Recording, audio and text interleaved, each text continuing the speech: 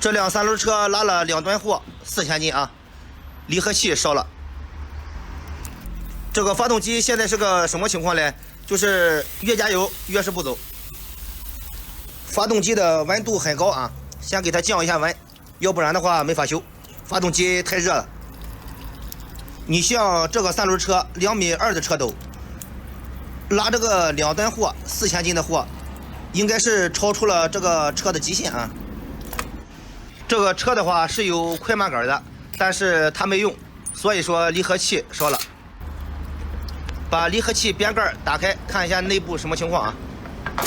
这个离合器的话已经烧坏了，而且还少一颗螺丝。